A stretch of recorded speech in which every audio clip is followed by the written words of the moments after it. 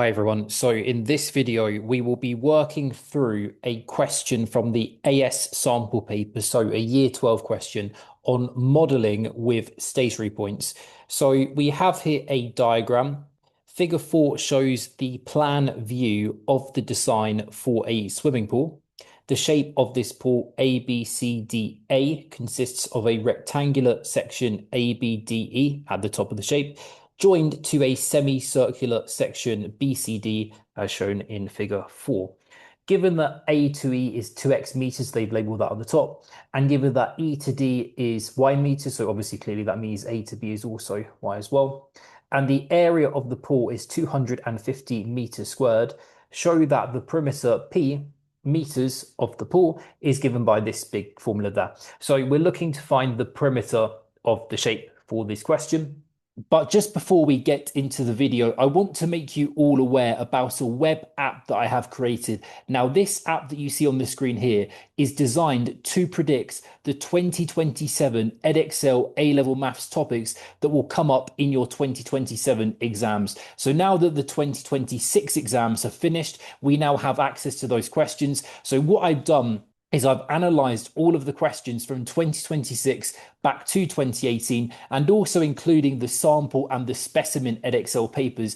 And I've used that data to put together a model which will predict the topics for the 2027 exams. And if we just scroll down here, you will see how accurate this model that I'm using is. So if you do want to have access to the full predictions for the 2027 exams and also have access to a web app which will generate mock exam papers based on these predictions, that is what you can get if you do sign up to this app. Just go to the link in the description of this video, and also you can get the link to this web app in my bio. Click that link, sign up. You can see on the top right of the page here, you can sign up to the app and you'll be able to access all of these 2027 predictions. So let's just write down here part A. So clearly the perimeter P is going to be the 2x at the top there. There's a 2x there. There's also a y there, so plus y. And then we've got this arc from D to B, so plus arc of semicircle, and we'll call this D to B, and then plus this extra y at the end there, plus y. Great. So when we look at the answer that we're trying to achieve here, we can clearly see there are no x's in the final answer. So we're going to have to eliminate this y. And we can also see that we're going to have to calculate the arc length of this semicircle, which is just half of the circumference of the circle, of course. So what we can say, if we look at the circumference of the circle, if we look at the semicircle, we know the radius is clearly x, okay? Because the length from A to E is 2x, so the length from B to D is 2x. So therefore, the radius of this semicircle is x. So radius of semicircle is equal to x. And we know that the circumference of a circle is 2 pi times the radius. So the kind of arc length from D to B is going to be half of the circumference of a circle. So it's going to be pi times r. So this perimeter will be 2x plus 2y because we've got y plus y. So I just call this 2y. And then plus 2 pi r, so 2 pi x divided by 2. So that would be that part of the curved part of the circle. So now we just need to find out y, and the way we do this is we can use the facts given here. The area is 250, so the total area of the shape is 250. So we can say that the area, which is equal to 250, will be equal to the rectangle and then plus the semicircle. So clearly the area of the rectangle in this case is going to be 2x times y, okay, based on time. So this is going to be 2xy for the rectangle. Sorry, just scroll up now. And then the semicircle, well, that's going to be half of pi r squared, right? So pi times the radius squared. Again, the radius of the semicircle is x. So this is pi x squared divided by 2. Perfect. What I'm just going to do now, because we have a over 2 on that last term, pi x squared over 2. I'm just going to multiply the equation by 2 everywhere. So times all of the terms by 2. So 500 is equal to 4xy plus pi x squared. And then the idea is we're going to rearrange for y and then sub it back into our perimeter formula. So if we do this down here, so therefore 500 minus pi x squared is equal to 4xy. So therefore it's clear that y has to be equal to 500 minus pi x squared over 4x like so. And what I will just do here, I will just split up the fraction into two terms. So we have here 500 over 4, so that's going to be 125 over x, and then subtract pi x over 4. So one of the, you've got x squared over 4, sorry, x squared over x, sorry. So one of the x's will cancel out, and pi over 4, so pi x over 4. So now then that means the perimeter, so therefore perimeter is equal to, as we wrote up here, 2x plus 2y, so 2x plus 2 lots of y, this perimeter here, for x minus pi x over 4, and then plus the semicircular arc length. So this 2 pi x over 2, which is just going to be pi x, so plus pi x. So we can just simplify this to 2x plus 250 over x, and then subtract pi x over 2 when we expand the brackets there, and then plus this pi x at the end there. So if we just go back to the question, so we want to get it looking like this, where we've got 2x, 250 over x, and then a pi x over 2. So what we can just do is notice that we've got here the 2x already, so that's fine. The first term is 2x, that's great.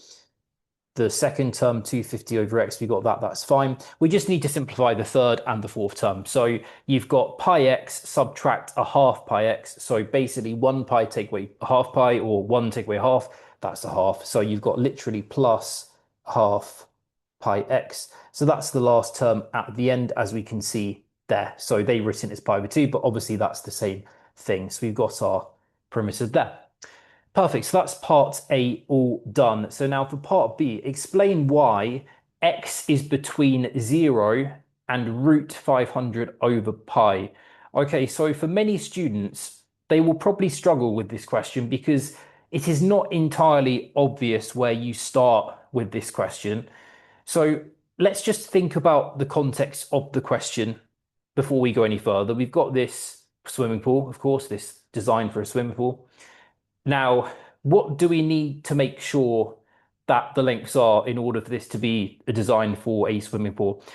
Obviously, you need the lengths to be positive, okay? So you can't have any negative lengths. X can't be negative, and obviously Y can't be negative as well. So let's just write that down, because that generates some kind of inequality. I mean, it's obviously not the final answer, but we've generated some kind of inequality by doing that, or by saying that. So we can say here clearly, x must be bigger than 0, and also y must be bigger than 0. Now let's think about what y must be. And I'm just going to write down here, since we need positive lengths, just to make it clear to the examiner that that's the reason why we need to have positive lengths. So we generated a formula for y in part A, and our formula for y was this thing there. So we can say from part A, y is equal to 125 over x minus pi x over 4. And that must be greater than 0. So therefore, 125 over x minus pi x over 4 must be greater than 0. So what we can do now is try and rearrange this essentially, and see if we get some kind of useful result. Now, what I'm going to do is I'm going to multiply everything in the inequality here by 4. So that gives us a 500 over x minus pi x is greater than 0. I've just times all three terms in the inequality by 4. And those of you who are good with inequalities will be happy why the sign doesn't change. The sign doesn't change because 4 is, of course, a positive number. Now, next, I'm going to multiply the inequality by x. So this gives us 500 minus pi x squared is greater than 0. Again, if you're good with inequalities, you will know that I've not swapped the sign. I've not sorry, let me say it again. I've not flipped the inequality sign around because x is positive. X has to be positive. So that doesn't mean, or that means the inequality sign doesn't change. So now what we can do is we can divide over, or sorry, not divide, add over 500 is greater than pi x squared. I'm recording this video quite late, so sorry if I'm not too sharp in this video. 500 is greater than pi x squared. We can divide by pi. So that means that x squared is less than 500 over pi, and then take a square root. So therefore, x is less than root 500 over pi. But we know from literally up there, x has to be positive. So therefore, clearly, x is between 0 and root 500 over pi. So a bit of a tricky one, I would imagine, for many students, that part B. But just think about the context of the problem. Just write down what you know. You know the lengths have to be positive, and then hopefully you should be able to work from there with a question like this. Just another quick interjection. If you are currently doing Edexcel A-level Maths and you feel that you're struggling or you're falling behind and you're not quite getting that grade that you need to get in order to get into university, or perhaps you're a parent watching this and you're worried about your child's progress, what you can do is you can head to my website. Now, my website is in my bio and also in the description of this video. Click onto the link and you can watch a brief video about me and my background. You see this video on the screen here. In this video, I outline the style and the structure of my tuition. You can also read some of my reviews and testimonials from other parents and students who have worked with me on this website too. So if you feel like one-to-one tuition is something that would benefit you in order to get the grades that you need to get, then again, just head to this website. And what you can do is you can book a free 90-minute call with me.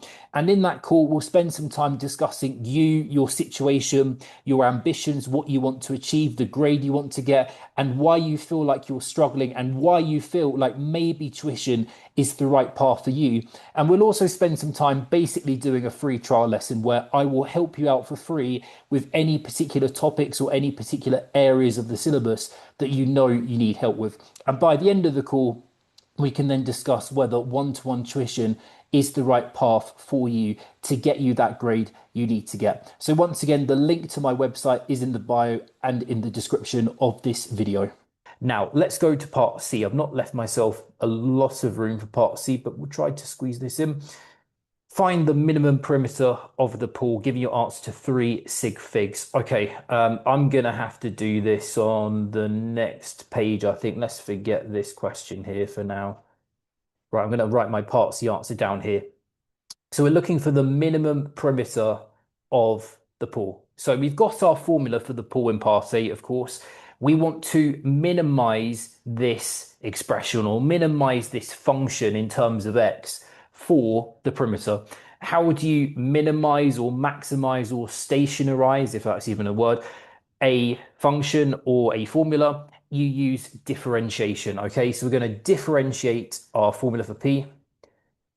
So part C, need to find dp by dx. Okay, so perimeter is the dependent variable and x is the independent variable in this case. You could think about it like that. We need to find dp by dx. That's going to be the gradient of our curve. So again, you can imagine this like you've got the perimeter on the y-axis and then x on the x-axis, and then you've got some kind of curve, maybe something like that. We're trying to find the minimum perimeter, so we're going to differentiate the curve and set the gradient equal to 0. So the gradient at a turning point is, of course, going to be 0. So we're going to differentiate the function and set to 0. I'm just going to copy out the function again down here. So it's 2x plus 250 over x plus half pi x. So I forgot what it was just now. Sorry, let me go back and scroll up again. 2x plus 250 over x. And then it was plus, I think, wasn't it? Plus a half pi x. Yeah, plus half pi x.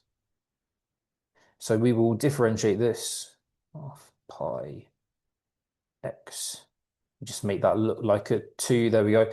So differentiating this, dp by dx will be 2. And then what we just need to do with this middle term is probably best if we write the second term like so. So 250x to the minus 1. How would you differentiate that? Well, you bring the power to the front, take away 1 from the power. So this becomes a minus 250x to the negative 2. And then we've got half pi x, which differentiates to a half pi because half pi is a constant. So that's half pi there. And as we just said, we need to set this derivative equal to 0. So this is now equal to 0.